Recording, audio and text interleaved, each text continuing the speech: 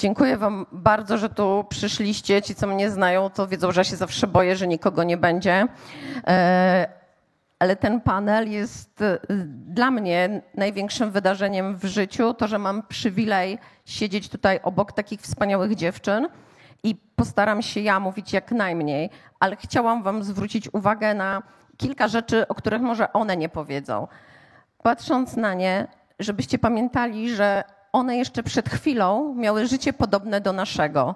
Piły latte na sojowym, ćwiczyły jogę, a w pewnym momencie postanowiły sobie odpowiedzieć na pytania, przed którymi my uciekamy, na które my nie musimy odpowiadać. Czym jest dla nas wolność, jaką cenę ma nasza godność i ile jesteśmy w stanie poświęcić. Dziewczyny mają różne historie, wszystkie walczą o swój kraj od 2013 roku. Najpierw jako wolontariuszki. Nie ma czasu, żeby opowiadać dzisiaj ich całej drogi. Chciałam chociaż króciutko. Pierwsza Julia Pajewska-Tajra jest najsłynniejszą, niezłomną ukraińską żołnierką. W Mariupolu nagrała to, co Rosjanie tam robili, oblężenie. Była przez 3 miesiące w niewoli. Była okrutnie torturowana. Dalej po powrocie z powrotem jest w armii, jest też ambasadorką Sił Obrony, dlatego jest tutaj dzisiaj z nami. Olena Apczel.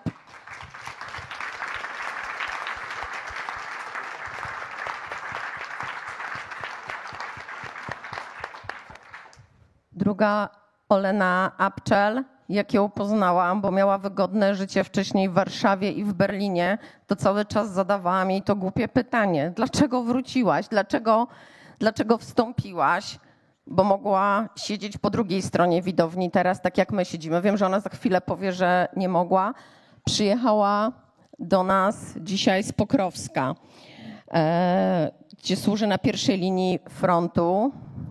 Dzwinka, najmłodsza z dziewczyn.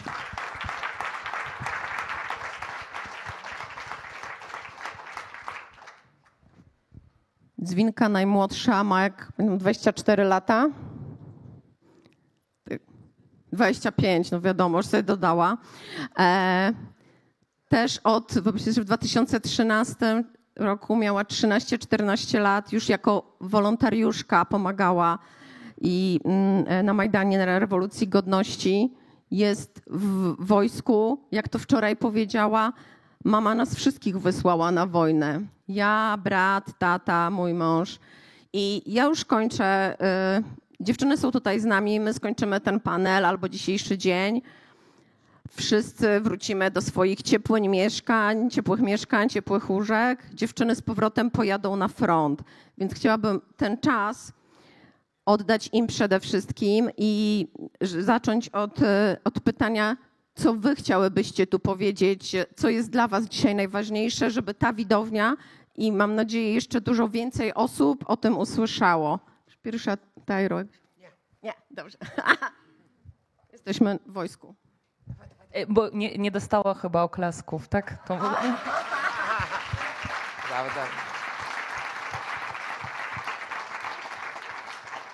Opowiedz, Dzwinka, powiedz krótko twoją historię. Dlaczego ty jesteś na tej wojnie i o co chciałabyś apelować? Jesteście ambasadorkami kobiet całej ukraińskiej armii. Дякую. В першу чергу я не могла вчинити інакше, коли почалась вже повномасштабна війна, і я стикнулася з нею в свідомому дорослому віці, то мені був 21 рік. І всі мої найрідніші люди, моє товариство, майже всі чоловіки пішли на війну. Тому коли я познайомилася з жінками військовими, і вони мені дали таку пропозицію, я не думала ні хвилини і одразу ж погодилась, бо я розуміла, що тільки так я буду зі своїми, тільки так я зможу вкласти якусь свою частинку в нашу перемогу, в нашу боротьбу, перш за все. Також в день, коли я прийшла на службу, мій брат потрапив в Маріуполі в полон, де він перебував рік. І цей рік я віддавала максимально всі свої зусилля на лікування поранених, на реабілітацію звільнених з полону, бо розуміла, що коли повернеться він, мені треба буде дуже багато досвіду. Так, це трохи егоїстично, але навіть вірячи в карму, я намагалася зробити якомога більше добра для наших військових, щоб він швидше повернувся. Такою наївною казочкою я себе тішила. А далі з кожним роком, з кожним місяцем боротьби ти розумієш, що змінюється твоя мотивація в тому, що якщо спочатку ми всі працювали максимально на швидку перемогу, надіялись, що вона буде, потім працювали на повернення наших військових, потім працювали на їхнє здоров'я, зараз ми працюємо вже за честь загиблих фактично. Ми не можемо стільки наших рідних, скільки наших друзів, яких полягло, зрадити і припинити цю боротьбу, втомитися від неї. Не маємо права абсолютно. Ситуація, безумовно, стає важчою, і нам потрібно більше наших зусиль, нам потрібно більше фокусу всього світу, і нам потрібно справді більше вашої підтримки.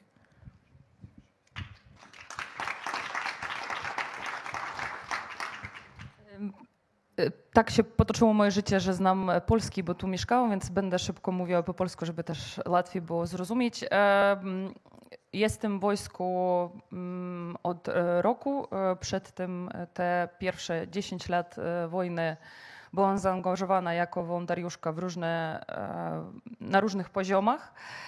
Oczywiście zaczynałam, jak i wszyscy, z pomocy humanitarnej, rozsiedlenia i tak dalej, ale potem z czasem zrozumiała, przetransformowałam się z pacyfistycznej feministki, która rozumie, że dlatego, żeby mieć pokój, musimy walczyć i musimy umieć się bić, nauczyć się bić i przestać marzyć o przywileju pacyfistycznym, dlatego, żeby przeżyć.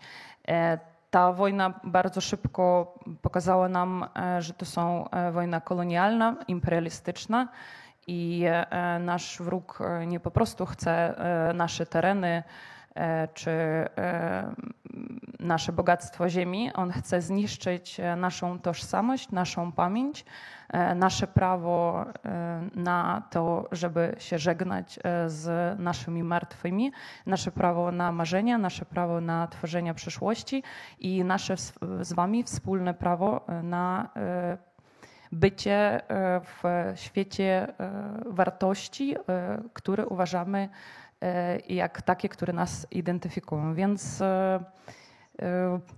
długie, trudne, różnorodne życie przyprowadziło mnie do tego momentu, że zaczęłam pomagać wyłącznie wojsku. Też wiele czasu spędziłam jako ambasadorka kulturalna w różnych krajach i w którymś momencie zdecydowałam dołączyć się do Sił Obrony Ukrainy. To nie było jednorazowe, takie w jeden dzień decyzja.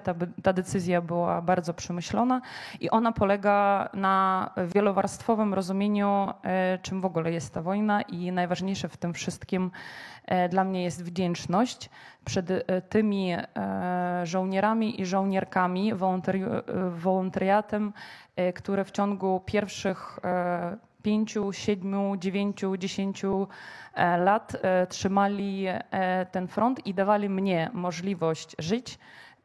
Rozumiem, że to są już żarcik, ale pić latę na sojowym, ale fizycznie tak jest. Tak? Jakby mieć prawo w ogóle odbyć kawał życia, który możemy nazwać jako życie cywilizowane. I w ramach wdzięczności, też odpowiedzialności społecznej, bo zajmowałam się sztuką, jestem doktorką filozofii i też reżyserką, sztuką społecznie odpowiedzialną, która bazuje się na zasadach rozumienia tego, czym jest ta odpowiedzialność i solidarność, więc w końcu jestem tutaj i dla mnie było też ważne dołączyć się do batalionu piechotnego, więc być z tymi i pomagać, wspierać tych, kto bezpośrednio swoim ciałem głosuje przeciwko zła. Więc rozumiejąc, że tutaj jest ludzi, którym nie jest wszystko jedno, co my robimy z tą przyszłością, proszę pamiętać, że żadne sposoby dogadać się z Rosją niestety nie działają. My to wiemy po pierwszych 8 latach wojny, które oni zerwali i teraz po tych 3 latach już wojny pełnoskalowej, więc proszę rozkładać swoje aktywistyczne działania i myślenie przyszłościowe na rozumienie tego, że to będzie trwało i jesteśmy wszyscy zagrożeni w tym i ten rodzaj solidarności musi być przemyślony wobec tego, jak ten świat się zmienia.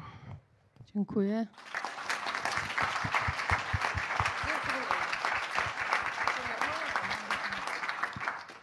Бажаю здоров'я. Мене звуть Юля, позивний мій Тайра. Я на цій війні прямо з Майдану.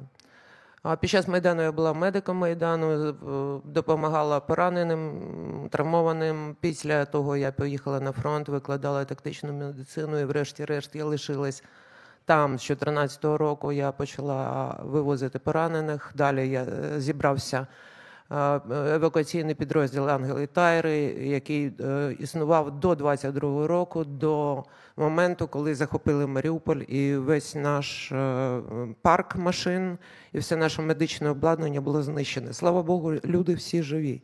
Я дуже пишаюсь цим. Після цього я потрапила в полон, після блокади Маріуполя. Росіяни захопили мене, коли я евакуйовувала дітей та жінок з міста, і 3 місяці я пробула в полоні. Як твій брат, Дзвінко. Вам важко уявити, що таке російські полони. Я молюсь, я просто молюсь, щоб нікому з вас ніколи не довелось відчути на собі, що це є. Це, середньовіччя, вибачте. Це не сучасні в'язниці, які є в Європі або в Штатах. Це просто середньовіччя, це справжнє катування. І твій брат не дасть мені збрехати. Я після обміну я присвятила все своє життя, весь свій час на те, щоб звільнити всіх полонених, і цивільних, і військових. Бо росіяни багато цивільних утримують в заручниках. І ми нічого з цим не можемо зробити, тому що вони відмовляються їх віддавати. Так само, як вони маніпулюють нами і суспільною думкою в українському суспільстві, у вас теж, я впевнена, ви чули, що ми не хочемо міняти, ми робимо все для того, вони просто відмовляються.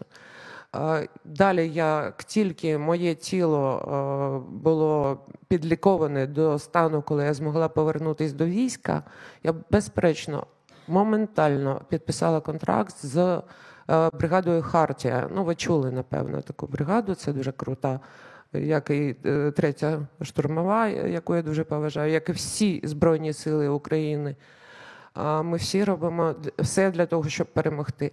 Насправді, це жіноча панель, я хотіла би додати, що жінки в армії дуже багато роблять. І це не тільки медики, які фантастичні просто, їм кожній треба поставити пам'ятник при життю. Жінки в майбутньому, в скорому майбутньому будуть дуже затребувані в армії. І це дуже круто насправді. Через те, що сам характер бойових дій міняється настільки, що більше не потрібні якісь надм'язи, знаєте, да? Достатньо просто мати середню витривалість, як у будь-якої жінки, і гострий розум.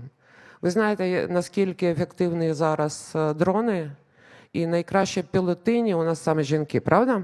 Я ж не брешу? Дівчата згодні. Також є, звичайно, і хлопці, але переважна більшість, якщо брати відсотково, то жінки трошки краще пілотують. І насправді думаю, що майбутнє в армії, надіюсь, що вашу армію це не зачепить, лежить саме в цій площині. Тобто пілоти і пілотки нам будуть пілотині, як правильно сказати? Нормально? Ну мені так пілотині, бо пілотка мені нагадує щось російське. Я не хочу. Пілотині нехай будуть. Ну якщо треба вже фемінітив. Я не всі фемінітиви люблю, але окей, нехай буде.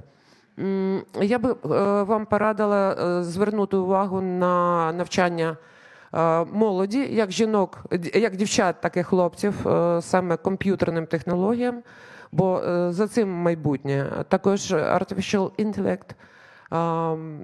Я впевнена, що буде далі боротися з рашизмом, який і на вас теж має види. Дякую.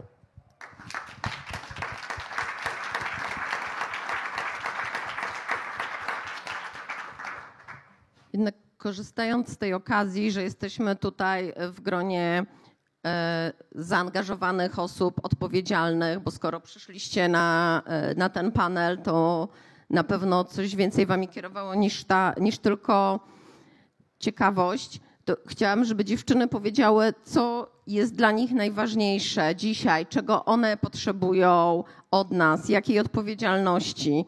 Ja mogę zdradzić, że jak weszłyśmy tutaj wczoraj, mam nadzieję, że Olena mnie nie zabije, to głupio brzmi, jak się siedzi wśród wojskowych.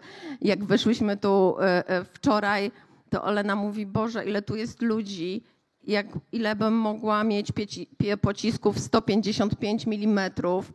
I chciałabym, Olenka, żebyś krótko powiedziała, jak to wygląda, jeśli to nie są jakieś tajemnice, jak mówiłaś, że ile Rosjanie was wystrzeliwują pocisków, a ile wy możecie. Jak to wygląda, bo cały Zachód jest przekonany, że nieustannie pomaga i że wszystko jest okej. Jeśli nie zdradzam jakichś tajemnic, bo nie ustaliłyśmy tego wcześniej. No ogólnie tylko można to powiedzieć. Oczywiście Zachód pomaga i jestem przekonany i to jest okej, ale tego jest niewystarczająco, no bo Rosjanie lubią walkę, lubią wojnę, one umieją to robić. Cała ich gospodarka jest na to przerzucona, im pomaga Korea Północna, Chiny i jeszcze jakieś kraje, o których możemy nie wiedzieć i nam jest po prostu niewystarczająco. Czasami siły rozkładane jest 1 do 10, może być 1 do 100 i może tak być, że w jeden dzień na tym samym odcinku w 2 kilometry możemy nie mieć możliwości odpowiedzieć im, nie wiem, na 100 ostrzałów artylerią możemy mieć 2, 3, 5 ze swojej strony. Tego zawsze nie wystarczy. Ja rozumiem, że można nie uświadamiać, na ile drogą, kosztowną i trudną w ogóle jest jakby wojna jako zjawisko, ale to, że większość gospodarek europejskich, ale też amerykańskich niestety za mały procent oddają na to, żeby pomóc w tym, ale oczywiście ważnym jest to jakby, że dalej trwamy i to jest wielki cud i ogromna wdzięczność bezpośrednio tym ludziom, które jakby po stronie Ukrainy w ciągu tych 11 lat dali radę. To jest naprawdę niewiarygodne, że możemy stać przeciwko tak ogromnej sile.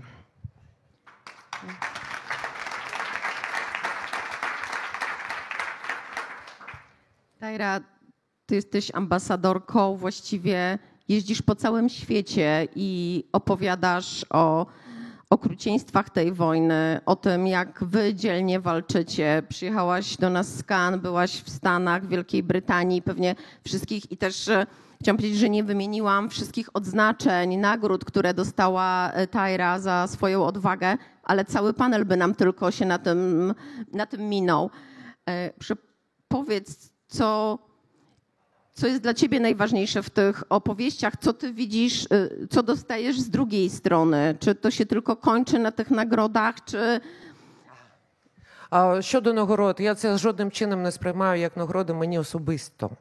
Я це сприймаю як нагороди всьому українському війську і дівчатам нашого війська. І жодним чином я не сприймаю, що це мені.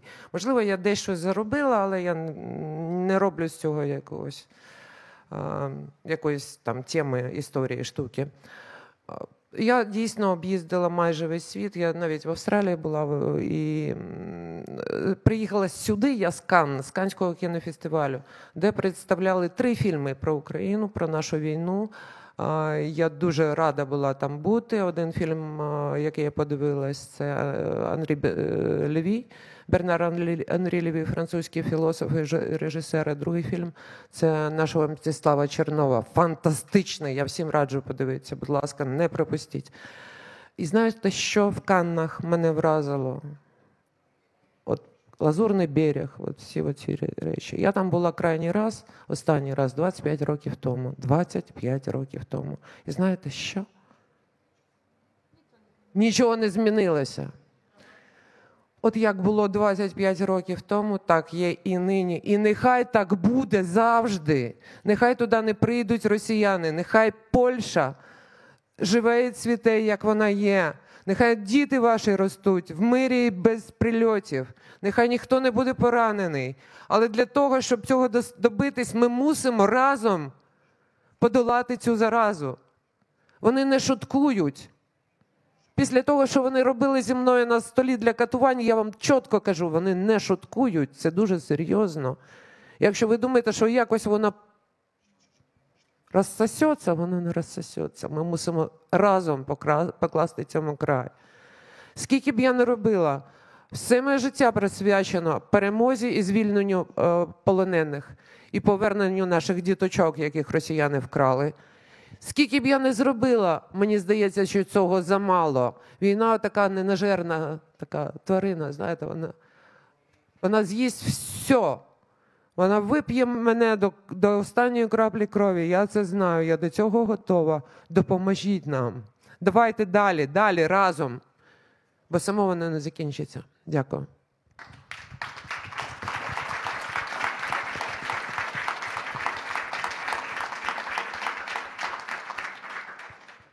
Zwinka, powiedz, bo jak poszłaś na wojnę, jak wybuchła pełnoskalowa wojna, byłaś na pierwszym roku dziennikarstwa i mówisz, że uwielbiałaś pisać, chciałaś być dziennikarką, to oczywiste, a powiedziałaś tak pięknie i smutno w wywiadzie, że jak poszłaś na wojnę, wszystkie słowa od ciebie uciekły. I chciałam zapytać o to, skąd bierzesz siłę? Bo na pewno dla nas wszystkich to jest niewyobrażalne. Skąd wybierzecie siłę? Моя сила, насправді, це моє оточення, люди, які поруч, люди, які дивляться в одну сторону зі мною, і тільки їхня підтримка. Ми постійно варимося в одному казані. Ми в одній мильній бульбашці, і коли я виходжу за якісь межі, або там згадую життя, яким воно було раніше, а в мене вже ілюзія, ніби його такого ніколи і не було. Ніби я ніколи журналісткою не була, ніколи в університеті не навчалась, тобто знання залишилися, але це таке мирне, примарне життя, його вже ніби немає. І сили дають ці люди, з якими я іду цей шлях. Я їм намагаюся давати взамін ту ж саму підтримку через те, що це все триває довго. І як в Тайри це триває вже справді все життя. І в нас це там триває 3 роки. Саме там в моєму товаристві, моїх однолітків, які зараз і воюють, і працюють на відновлення лікування поранених. Без цієї взаємопідтримки взагалі було б ніяк. І, звичайно, що сили дає те, що ми віримо, що нам вдасться вистояти і нам вдасться далі бути. Бути вдома, бути вільними, залишитися і дати продовження, в принципі, нашому народу, нашій країні, через те, що дуже багато було моментів, коли навіть таким юнацьким своїм розумом ти відчуваєш, що от можеш це все втратити, і це дуже страшно. І ми дуже цього не хочемо, тому навіть я називаю дітьми тих хлопців, які 18 років вже віддали своє життя або віддали свої кінцівки. Це, власне, люди, з якими я працюю, і їхні родичі, з якими я працюю, вони віддали найдорожче. І ми маємо боротися і закликати всіх допомогти нам, власне, вистояти і бути далі.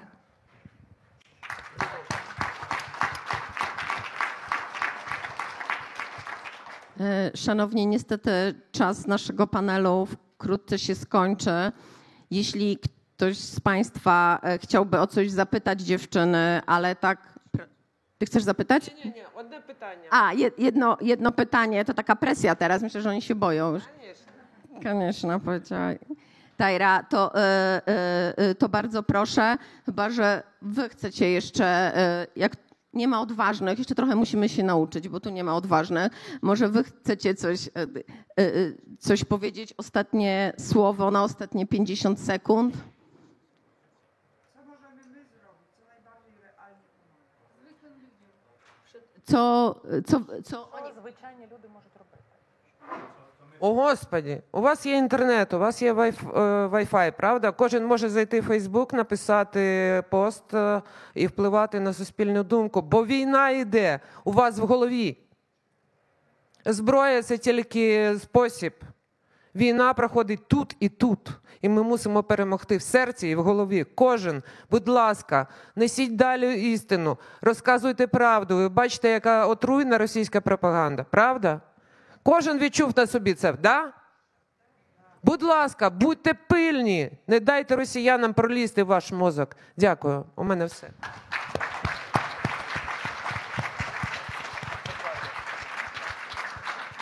Sława Ukrainie. Героям слава.